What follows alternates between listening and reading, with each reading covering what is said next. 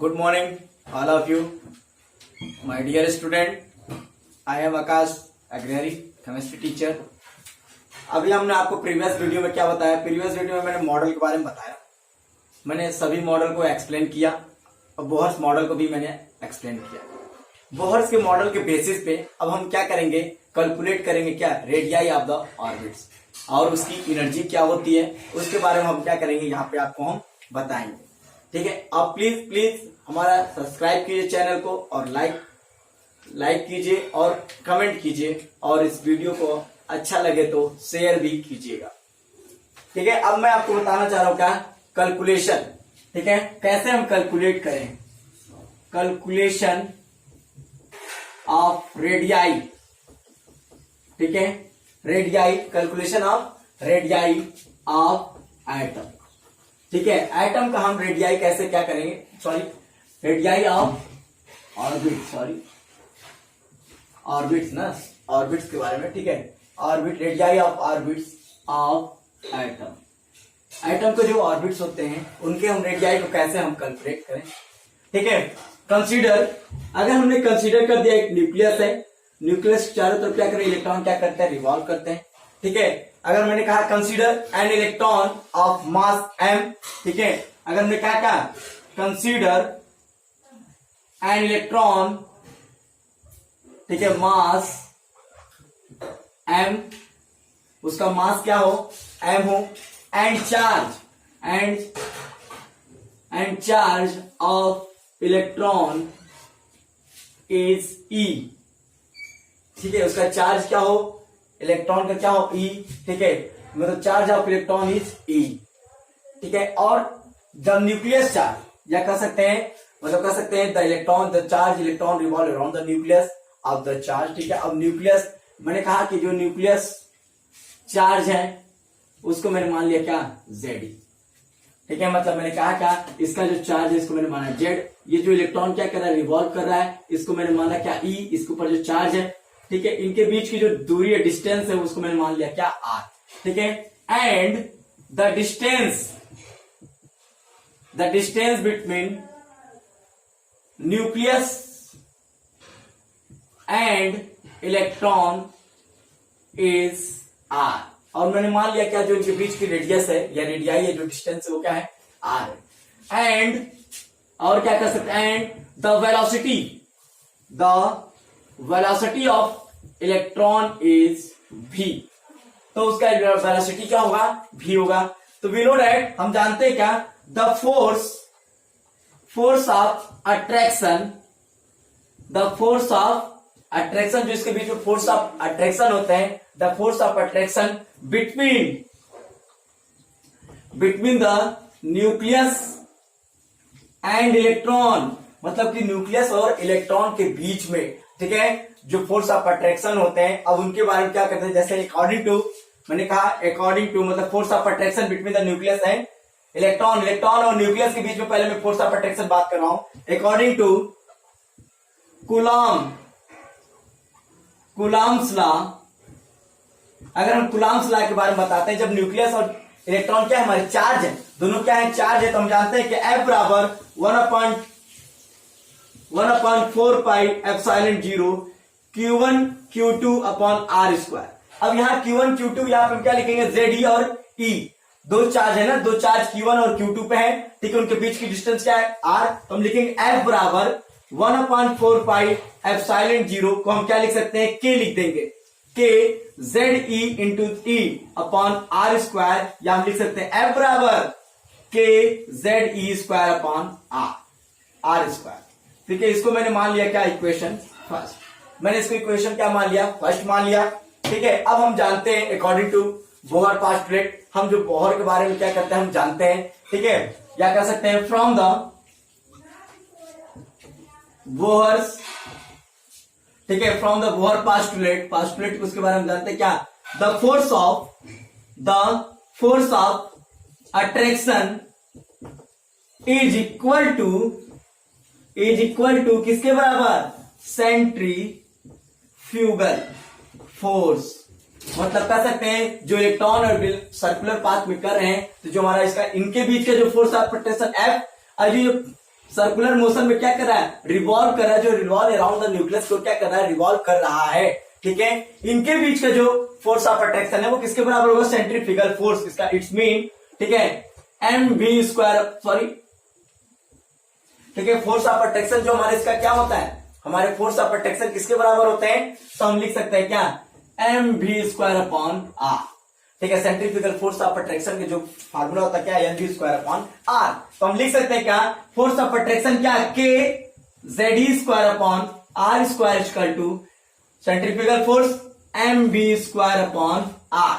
तो हम लिख सकते हैं M V square upon R क्या रिप्रेजेंट कर सकते हैं। ठीक है, अब इसके आगे ध्यान से देखते रहिएगा।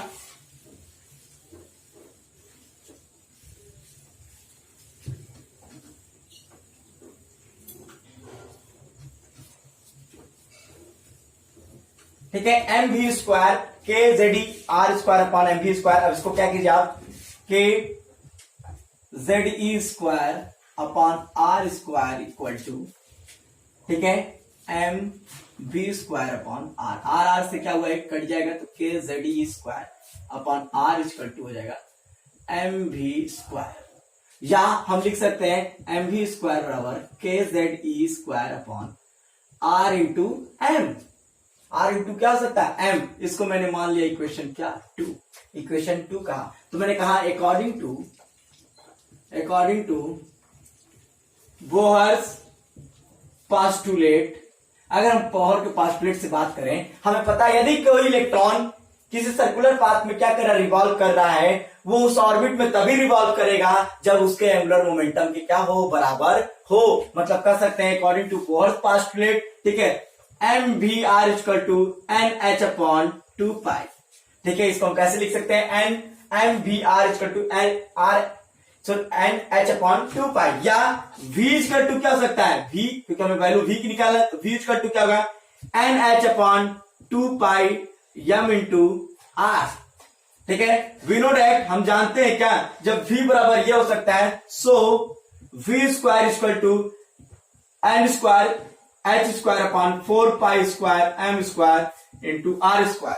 ठीक है, इसको मैं मान लिया क्या, इक्वेशन 3। ठीक है, putting the value of equation 3 in equation 2। ठीक है, इक्वेशन 3 का जो वैल्यू है v, ठीक है, v का मैं क्या करूंगा, इक्वेशन 2 में क्या करूंगा, इसको रखूंगा, फिल करूंगा।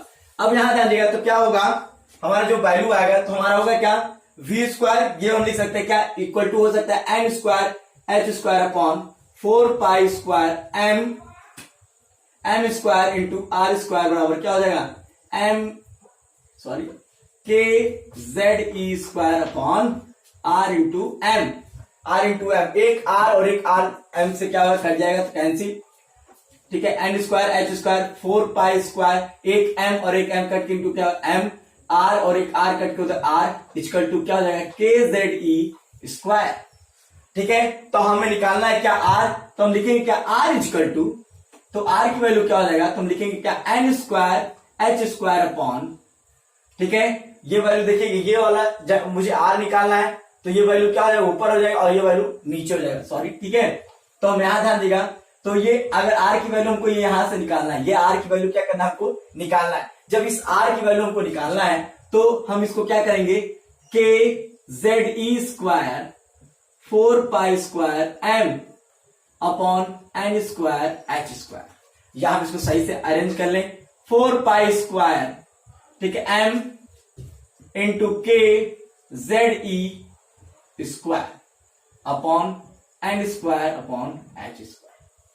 ये था हमारा क्या, रेडियाई, मतलब हम क्या करते हैं, किसी का हम रेडियस कैसे निकालेंगे। ठीक है, हम इसके द्वारा क्या करते हैं, हम रेडियस निकालेंगे। ठीक है, हम सही निकाले हैं कि नहीं, आर ये उधर चला जाएगा। ठीक है, रुकिए मिस्टेक हो गया, माफ कीजिएगा। ठीक है, यहां पर हम क्या करें, आर की वैल्यू क्या करना है, निकालना है। आर की वैल्यू यहां और इसकी वैल्यू यहां लिख दो, तो हो जाएगा R equal to N square H square upon 4 pi square M into K Z E square. ये होगा, ये हमारा क्या होगा, वैल्यू आएगा किसका, आर का। वी नो डैट, हम जानते हैं क्या, we know that where n is equal to number of orbital पे क्या कह सकते हैं, प्रिंसिपल क्वांटम नंबर, इसको क्या कह सकते हैं, principal quantum number. h equal to Planck constant, ये क्या है, प्लांक कांस्टेंट है, जिसकी वैल्यू क्या होता है 6.626 गुणे 10⁻⁻34 जूल सेकेंड। ठीक है, ये क्या होगा, इसकी वैल्यू होगा। फिर हम लिख सकते हैं क्या, ये हमारा m क्या है, mass of electron. Mass of electron हमें पता है क्या, 9.1 गुणे 10⁻28 क्या ग्राम। ठीक है, और हमारा ये k क्या है, k is a coulomb constant. Coulomb constant है तो इसका 9 गुणे 10⁻9 मीटर, ठीक है, न्यूटन मीटर पर स्क्वायर पर सेकेंड। ठीक है, ये होता है इसकी वैल्यू। अब यहां ध्यान देगा, हमारा z जो है, जो हमारा z है, z कौन, z इक्वल टू क्या, एटॉमिक नंबर। ये हमारा क्या है, एटॉमिक नंबर है। E क्या है, charge of electron. Charge of electron हमें पता है 1.6 गुणे 10⁻⁻19 क्या coulomb. Putting all the value in this equation number क्या है 4। पूरी वैल्यू को हम क्या करेंगे, इस इक्वेशन में क्या करेंगे, पुट करेंगे। तो r इक्वल टू, तो हो जाएगा क्या, n स्क्वायर क्या है हमारा प्रिंसिपल क्वांटम नंबर। इसकी वैल्यू को हम क्या करते हैं, ऐसे छोड़ दीजिए, क्योंकि अलग अलग वैल्यू का अलग अलग आएगा वैल्यू। ठीक है, तो यहां 6.626 गुणे 10⁻⁻34 अपॉन 4 मल्टीप्लाई 3.14 का पावर क्या हो जाएगा 2 मल्टीप्लाई 9.1 गुणे 10⁻⁻28 ग्राम। ठीक है, 9 गुणे 10⁻9 इनकी वैल्यू हो जाएगा, k की वैल्यू।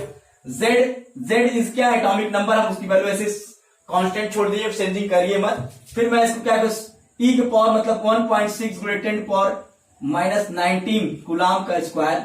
जब हम इसको सॉल्व करेंगे, पूरा जब हम सॉल्व करेंगे तो हमारा वैल्यू आएगा क्या, r इक्वल टू 0.0529, मतलब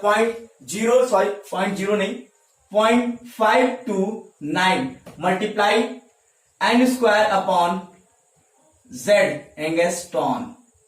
अगर हम इसको सॉल्व करेंगे एक इजली तो हमारा ये वैल्यू आएगा। ठीक है, ये वैल्यू हमारा क्या है, हमारा ये क्या है, रेडियस है। हम क्या करते हैं, किसी कंपाउंड का क्या करते हैं, रेडियस निकालेंगे। ठीक है, फॉर द हाइड्रोजन अगर मैं मान लू, मतलब मेरा वैल्यू जो निकला क्या, r इक्वल टू क्या आया 0.529 गुणे n square upon z angstrom.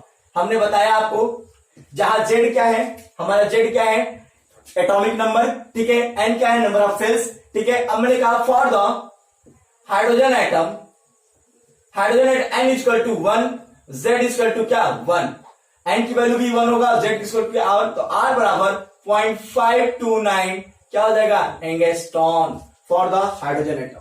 ठीक है, ये था हमारा क्या, रेडियस निकाले हमने रेडियस निकाला। रेडियस कितना होना चाहिए, किसी ऑर्बिट में कितना रेडियस पाए जाते हैं।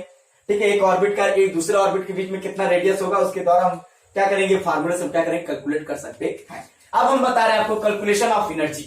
ठीक है, किसी ऑर्बिट में अगर कोई इलेक्ट्रॉन रिवॉल्व कर रहा है तो उसकी एनर्जी क्या होगी। ठीक है, उसकी एनर्जी को हम कैसे मेजर करेंगे, उसका वैल्यू क्या होगा। तो हम by the help of the Bohr postulate we also solve this problem, हम इस प्रॉब्लम को भी सॉल्व कर सकते हैं। अब देखिए कैलकुलेशन ऑफ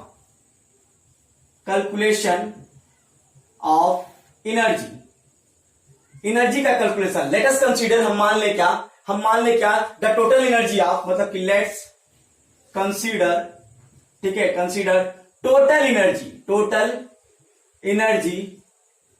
ठीक है, टोटल एनर्जी इक्वल टू क्या, E। हमने कहा टोटल एनर्जी क्या है, E है। ठीक है, ये क्या होते हैं, it is the sum of kinetic energy, ठीक है, एंड पोटेंशियल एनर्जी क्या होते हैं, बराबर होते हैं। तो हम लिख सकते हैं क्या, E equal to kinetic plus potential. ठीक है, kinetic energy plus potential energy equal to क्या होते हैं, हमारे पूरा टोटल एनर्जी होंगे। ठीक है, total E equal to kinetic energy plus potential energy. ठीक है, हमें पता है क्या, E equal to kinetic energy 1/2 mv² minus क्योंकि इलेक्ट्रॉन क्या कर रहा है, रिवॉल्व कर रहा है, जो हमारी स्टेशनरी स्टेट में जो एनर्जी है उसको कहेंगे क्या, पोटेंशियल एनर्जी, kZe²/r। ठीक है, putting the value of mv from the equation 2, जो इक्वेशन 2 हमारा अभी हमने आप रेडियस में बताया, उस इक्वेशन 2 से हम क्या करेंगे, इसमें mv की वैल्यू क्या करेंगे, पुटअप करेंगे, तो E इजकल टू हो जाएगा क्या, ठीक है, 1/2r, ये हो जाएगा kZe² माइनस kZe²/r। अब हम इसको क्या करेंगे, सॉल्व करेंगे, जब सॉल्व करेंगे तो ये हो जाएगा क्या, 2r। ठीक है, जब 2r आएगा तो हम क्या करेंगे, यहाँ पे 2r, तो ये हो जाएगा kZe² माइनस, और ये हो जाएगा क्या, 2kZe²। तो जब ये 2k जोड़ तो E बराबर क्या हो जाएगा, माइनस kZe²/2r। तो ये हमारा क्या हुआ, E की वैल्यू आया। वी नो डैट, हम जानते हैं क्या, हम जानते हैं R equal to n² h² 4π² m²। ठीक है, हमने अभी जो रेडियस पहले हम लोग वैल्यू निकाला, ठीक है, ये क्या, सॉरी, ठीक है, n² h² 4π², ठीक है, m kZe²। ये जो मैंने क्या किया, रेडियस का हमने क्या किया, हमने ये रेडियस का फार्मूला हम जानते थे। ठीक है, putting the value of R, इसको मैं मान लू क्या है, इक्वेशन 4। ठीक है, R इन इक्वेशन 4 में हम क्या करेंगे, R की वैल्यू क्या करेंगे, हम पुटअप करेंगे। जब हम R की वैल्यू यहां पुटअप करेंगे तो E equal to minus kZe²/2। जब ये R रहेगा, R से मल्टीप्लाई करेंगे तो यहां ध्यान देगा, ये ऊपर चला जाएगा और ये नीचे हो जाएगा मल्टीप्लाई, 4π² m kZe² क्या हो जाएगा, n²h²। ठीक है, n² और h²। अब मैं इसको क्या करूंगा, सॉल्व करूंगा, सॉल्व करने के बाद जो वैल्यू आएगा वो क्या होगा, हमारी एनर्जी आएगी। तो एनर्जी आने के लिए क्या करेंगे, अब हम यहां ध्यान दें, माइनस k² z²। ठीक है, e के पावर 2 है और e के पावर क्या हो जाएगा, 4। ठीक है, अब यहां ध्यान दें, 4π² 2n²h², 2 से 2 क्या हो जाएगा, कट जाएगा, 2 जा, तो E equal to minus 2π² k² z² e के पावर 4/n² और n² और h²। ये हमारा क्या हुआ, एनर्जी। वी नो दैट, हम अभी प्रीवियस में ही बताए थे, हम क्या करें, हम सबकी एनर्जी जानते हैं, सबकी वैल्यू, k की वैल्यू, z की वैल्यू, हमने अभी जब रेडियस क्या कर रहा था, सॉल्व कर रहा था, रेडियस में हमने क्या सभी को वैल्यू जाना। अगर हम पूरी वैल्यू को क्या कर दिया, पुटिंग किया, या कर सकते हैं putting the all value in equation 5 of इसका k, ठीक है, E h और किसका, पाई वैल्यू, सभी वैल्यू का अगर हम पुटअप करेंगे तो E इक्वल टू आता है, E की वैल्यू जो हमारा, जब इसको आप कैलकुलेट करेंगे, जो कैलकुलेट करने के बाद जो वैल्यू आएगा, E इक्वल टू आता है -21.9। ठीक है, याद रखें, ये डाटा एकदम दिमाग में रखें, -21.29, सॉरी 29 क्या हो जाएगा, किलो, या कह सकते हैं जूल। ठीक है, -21.29 गुणे 10⁻⁻19 क्या, joule per atom, upon N की वैल्यू मैंने क्या क्या रखा नहीं, तो हमने लिखा क्या, n²। मतलब यहां ध्यान देगा, जब लिखा E इक्वल टू -21.29 गुणे 10⁻⁻19 upon n² joule per atom. अब हम क्या करेंगे, एक यूनिट को दूसरे यूनिट में क्या करेंगे, कन्वर्ट करें। ठीक है, ये दिमाग में रखे रहेगा, क्या अगर एक यूनिट को दूसरे यूनिट में चेंज करने के लिए हमारे फार्मूला में आना चाहिए कि हम क्या करें, कि हम एक यूनिट को दूसरे यूनिट में क्या करें, चेंज करें। ठीक है, हम जानते हैं क्या, 1 जूल इक्वल टू 6.29 ठीक है, 2419 गुणे 10 पावर क्या हो जाएगा, -18। ठीक है, -18 क्या हो जाएगा, इलेक्ट्रॉन वोल्ट। मतलब 1 जूल में क्या होते हैं, ठीक है, सॉरी 18 बस, ठीक है, -18 नहीं होता है। 1 जूल इक्वल टू 6.2419 × 10⁻18 क्या, इलेक्ट्रॉन वोल्ट, ये होते हैं। अब पुटिंग दिस इक्वेशन हियर, अगर हम यहां वैल्यू रखें तो इक्वल टू क्या हो जाएगा, -21.29 × 10⁻19 10⁻18 मल्टीप्लाई 6.21419 अपॉन n²। तो इक्वल टू जो हमारा वैल्यू आएगा वो आएगा क्या हमारा, इसका अगर मल्टीप्लाई करेंगे अब इसको डिवाइड करेंगे तो आ जाएगा 13.6 क्या n² eV। अब ये फार्मूला किसके लिए है, इलेक्ट्रॉन वोल्ट के लिए। अगर इलेक्ट्रॉन वोल्ट में आपको एनर्जी पूछे, अगर उसमें एनर्जी पूछता है तो आप क्या कीजिएगा, उसमें सॉल्व कीजिएगा, ठीक है। यदि इसमें नहीं पूछता है तो हम क्या करेंगे, इसको इजिली क्या करते हैं, हम सॉल्व कर सकते हैं। या अभी पूछ दे तुमको, अगर इसमें पूछ सकता है क्या, इलेक्ट्रॉन वोल्ट में किलो कैलोरी पूछ दे, तो हम जानते हैं क्या, सिंस 1 इलेक्ट्रॉन वोल्ट कितना वैल्यू होता है हमारा, तो बस 23.06, ठीक है, 23.06 क्या है, किलो कैलोरी पर मोल। अब बस E इक्वल टू लिखिएगा क्या, -13.6 अपॉन n² मल्टीप्लाई क्या हो जाएगा 23.06, ठीक है। इसको सॉल्व कीजिएगा, सॉल्व करने के बाद आपका जो आएगा माइनस, ये मल्टीप्लाई कीजिएगा, मल्टीप्लाई करने के बाद जो आपकी वैल्यू आएगी, ठीक है, वो आएगा 13.3.6 ऐसा समथिंग आएगा, 13.6 या हाँ यही होता है n², ठीक है। ये क्या हो जाएगा, किलो कैलोरी पर मोल। ये किसमें एनर्जी हमारा है, ये हमारा एनर्जी आपका है किसमें, इसमें। अब हम ध्यान दीजिएगा, ये तो हमारा इजी था, हमें जो इंपॉर्टेंट है वो क्या पढ़ना है, हमारी ये एनर्जी जो चेंजिंग हो रहा है, ये हम जो टिक कर दे रहे हैं, ये क्या है, हमारी एनर्जी को क्या करना है, वैल्यू को निकालना है। कैसे हम इसको निकालेंगे, इसके बारे में अब ये नेक्स्ट वीडियो में हम आपसे बात करेंगे, ठीक है। अब प्लीज सब्सक्राइब माय वीडियो, हमारे वीडियो को क्या कीजिए, आप सब्सक्राइब कीजिए, और अगर आपको अच्छा लगे तो प्लीज शेयर एंड कमेंट भी कीजिए। धन्यवाद।